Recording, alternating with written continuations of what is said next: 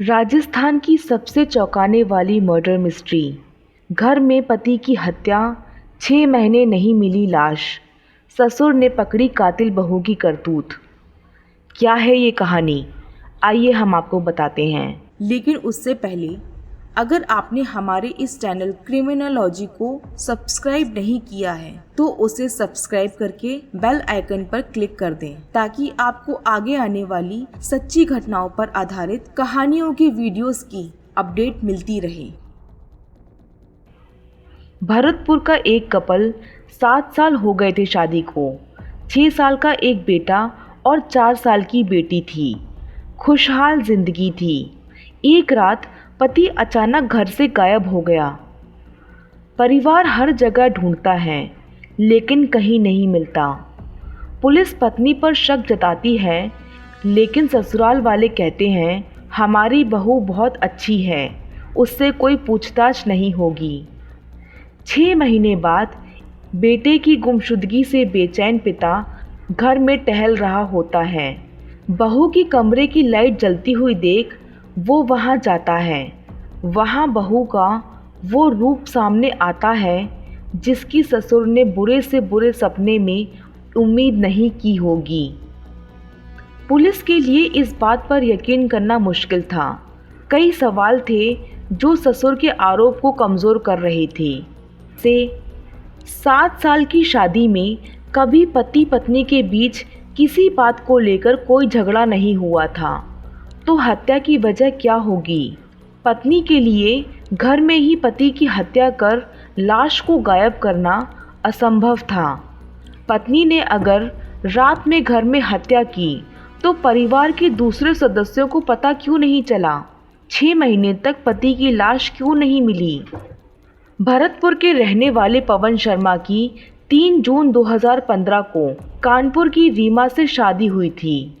पवन सामान्य परिवार से है। 2 बहनें हैं। पिता हरिप्रसाद शर्मा किसान हैं। पवन दिल्ली में काम करता था। 4 साल तक पवन दिल्ली में और रीमा गांव में रही। 2019 में पवन रीमा को अपने साथ दिल्ली ले गया। दिल्ली में पवन के गांव का भागेंद्र भी रहता था। शादीशुदा भागेंद्र लोन दिलाने का काम करता था। वहीं पर भागेंद्र और रीमा की मुलाकात हुई। धीरे धीरे मुलाकात नज़दीकियों में बदल गई। पवन काम पर जाता तो रीमा भागेंद्र को बुला लेती। दोनों साथ घूमते। भागेंद्र उसे गिफ्ट भी लाकर देता था। इस दौरान दोनों के बीच कई बार संबंध बने। 2021 में पवन ने दिल्ली का काम छोड़ दिया और रीमा के साथ वापस भरतपुर आ गया। भरतपुर आने के बाद रीमा और भागेंद्र का मिलना बंद हो गया था। बॉयफ्रेंड से मिलने के लिए रीमा ने साजिश रची।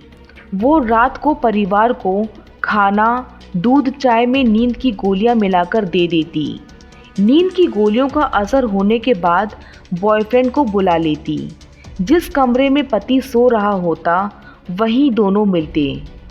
पवन की छोटी बहन ने बताया कि कई महीनों से रीमा मेडिकल स्टोर से नींद की गोलियां लाकर उसके भाई को खिला रही थी।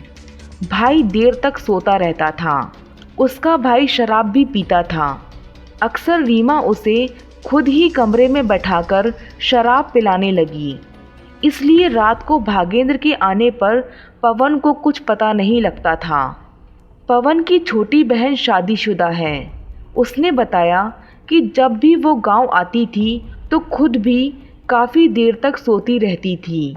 उसकी माँ उसे जगाती रहती थी लेकिन वो उठती नहीं थी। घरवालों ने बताया कि पवन रीमा से बहुत प्यार करता था। लॉकडाउन में रीमा कानपुर गई थी। तब पवन ने उसको 350 किलोमीटर साइकिल चलाकर लेने गया था। वहाँ एक दिन रुककर पत्नी और दोनों बच्चों को साइकिल पर ही लेकर आया।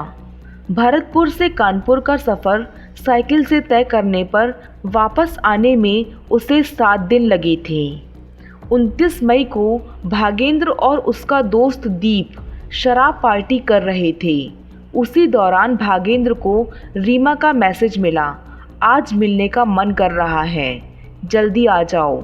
भागेंद्र भी कई दिनों से उससे नहीं मिला था। भागेंद्र ने दीप को साथ चलने के लिए तैयार कर लिया। भागेंद्र और दीप 200 किलोमीटर बाइक चलाकर भरतपुर आ गए। भागेंद्र अंदर मकान में चला गया और दीप को बाहर ही कुछ देर तक रुकने के लिए बोला। भागेंद्र मकान में घुसा तो नींद की गोलियों के असर के कारण परिवार के सभी लोग सो रहे थे। वो सीधा रीमा और पवन के कमरे में चला गया। पवन बेहोशी की नींद में सो रहा था। उसी कमरे में रीमा और भागेंद्र ने संबंध बनाए। इसी दौरान पवन की बेहोशी टूट गई। पत्नी को भागेंद्र के साथ आपत्तिजनक हालत में देखकर पवन आग बबूला हो गया। उसने गुस्से में भागेंद्र को पकड़ लिया। रीमा ने पवन के पैर पकड़े तो धक्का देकर दूर कर दिया। वहीं दूसरी ओर भागेंद्र दौड़कर पवन के पास आया और उसका गला दबाने लगा और अपने दोस्त दीप को भी अंदर बुला लिया। तीनों ने मिलकर पवन का गला दबाकर मार दिया। हत्या के बाद भागेंद्र और रीमा ने लाश को चादर से लपेटकर रस्सी से बांध दिया। इसके बाद एक बोरी में लाश डाल दी। पहले भागेंद्र और रीमा ने कमरे में बिखरे खून को साफ किया। इसके बाद भागेंद्र और दीप बाइक पर शव रखकर उसे गांव से 2 किलोमीटर दूर सुनसान जंगल में नहर के पास ले गए। वहां उन्होंने बोरे में लाश के साथ 15 किलो का पत्थर बांधकर नहर में डाल दिया ताकि लाश पानी में ऊपर ना आ पाए। दोनों रात करीब 2:30 बजे बाइक पर ही दिल्ली के लिए रवाना हो गए। सुबह 8 बजे दोनों दिल्ली पहुंच गए। पवन और रीमा की 3 दिन के बाद ही मैरिज एनिवर्सरी थी। पवन ने अपनी मैरिज एनिवर्सरी के लिए बहन को भी बुलाया था। हत्या के अगले दिन रीमा सुबह उठी और पवन की तलाश करने का नाटक करने लगी। सास से कहा, पता नहीं आज जल्दी कहाँ चले गए हैं। पवन के पिता हरि प्रसाद ने सोचा कि खेतों में गया होगा, आ जाएगा। दोपहर तक पवन नहीं आया तो वो गांव और खेतों में तलाशने लगे।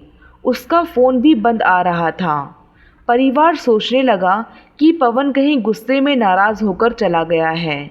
यहीं दूसरी ओर रीमा ने भागेंद्र को मैसेज कर दिया था कि कुछ दिनों तक फ़ोन मत करना, कुछ दिनों बाद परिवार में सब कुछ शांत हो जाएगा। हरि प्रसाद परेशान होकर बेटे को इधर उधर तलाश करते रहे। मर्डर के कुछ महीनों बाद करवा चौथ आया। किसी को शक ना हो इसलिए रीमा ने व्रत भी रखा, दीपावली भी मनाई। पवन के फ़ोन की लास्ट लोकेशन घर की ही आ रही थी। ऐसे में जांच कर रहे चिंगसाना थाने के एएसआई ने उसकी पत्नी पर शक जताया और पूछताछ करने की बात कही। तब हरिशंकर ने कहा कि उनकी बहू बहुत अच्छी है, पवन खुद ही कहीं चला गया है, रीमा से कोई पूछताछ नहीं होगी, उन्हें रीमा पर पूरा विश्वास है। 5 महीने तक जब पुलिस को कोई सुराग नहीं मिला तो रीमा और भागेंद्र दोनों बेफिक्र हो गए। दोनों को भरोसा हो गया कि पवन की मौत का राज हमेशा राज ही रहेगा और उन्हें कोई नहीं पकड़ पाएगा। 16 अक्टूबर को रीमा ने फ़ोन करके भागेंद्र को दिल्ली से गांव बुला लिया।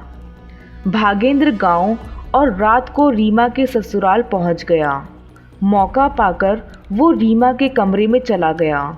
इधर पवन के पिता हरि प्रसाद लापता बेटे की चिंता में परेशान होकर टहल रहे थे। उन्होंने रीमा के कमरे की लाइट जली हुई देखी। कमरे से आवाज़ भी आ रही थी। कमरे के पास गए तो जो देखा वो किसी बुरे सपने से भी बुरा था। जिस बहू पर उन्हें हद से ज़्यादा विश्वास था वो किसी और के साथ आपत्तिजनक हालत में थी। उन्होंने कमरे की कुंडी लगा दी। हरि प्रसाद ने पुलिस को फ़ोन किया और भागेंद्र के परिवार को भी बुलाया जो पड़ोस में ही रहता है। पुलिस के आने से पहले भागेंद्र का परिवार वहां पहुंच गया और झगड़ा करके उसे छुड़ाकर ले गए। भागेंद्र ने हरिप्रसाद को धमकी दी, जैसे तेरे बेटे को मारा है वैसे ही तुझे भी मार दूंगा, रीमा और मेरे बीच मत आना। तब हरिप्रसाद का शक यकीन में बदल गया। उसने पुलिस को पूरी बात कही। पुलिस ने भागेंद्र के खिलाफ सबूत जुटाने शुरू किए और रीमा 28 अक्टूबर को कानपुर चली गई। 30 अक्टूबर को पवन की बहन गांव आई तो रीमा के कमरे की तलाशी ली तो एक रज़ाई में खून लगा हुआ मिला। घर वालों ने ये सबूत पुलिस को दिए। पुलिस ने रीमा को फ़ोन कर बुलाया। कानपुर से रीमा अपनी मां के साथ वापस गांव आ गई। इधर पुलिस ने भागेंद्र को भी पूछताछ के लिए दिल्ली से बुला लिया। चिकसाना SHO विनोद मीणा ने बताया कि 20 नवंबर को दोनों से करीब 6 घंटे तक पूछताछ की। शातिर रीमा काफ़ी देर तक पुलिस को गुमराह करने की कोशिश करती रही। दूसरी तरफ भागेंद्र से भी पुलिस ने पूछताछ शुरू कर दी। पहले तो दोनों बातों में घुमाते रहे। दोपहर में पुलिस ने सख्ती से भागेंद्र से पूछताछ की तो उसने सारी बात सही बता दी। इसके बाद रीमा ने भी अपना जुर्म कबूल लिया।